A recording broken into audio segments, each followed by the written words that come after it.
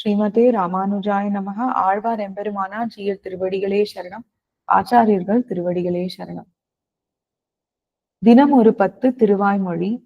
பிறவித் துயரற ஞானத்துள் நின்னு துறவிச் சுடர் விளக்கம் தலை பெய்வார் அரவணை ஆழிப்படை அந்தணனை மறவியை எண்ணி மனத்து வைப்பாரே.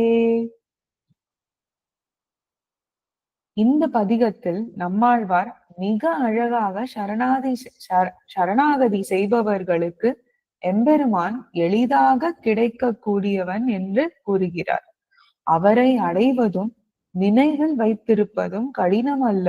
அதற்கு வழிவந்த போது பிரகிருதி சம்பந்தம், பிறவி, அஞ்ஞானம் போன்ற அனைத்து இடையூறுகளும் நீங்கிவிடும்.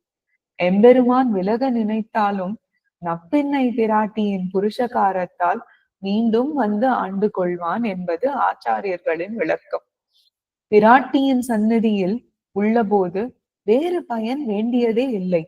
நம்மாழ்வாருக்கு ஒரே ஆசைதான், திருமாலின் திருவடிகளில் மட்டுமே. தேன் போன்ற கல்யாண குணங்களை உடைய எம்பெருமானில் நம்மாழ்வார் முழுமையாக கரைந்து போயிருக்கிறார். ஒருமுறை திருவடிகளை அடைந்த பிறகு மத்தெல்லா பிரயோஜனங்களும் வீணாகி விடுகின்றன.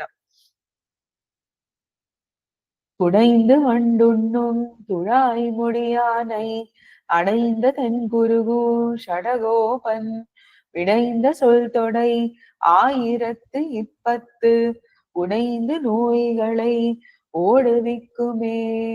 ஆழ்வார் எம்பெருமானார் ஜீயர் திருவடிகளே சரணம். ஆச்சாரியர்கள் திருவடிகளே சரணம்.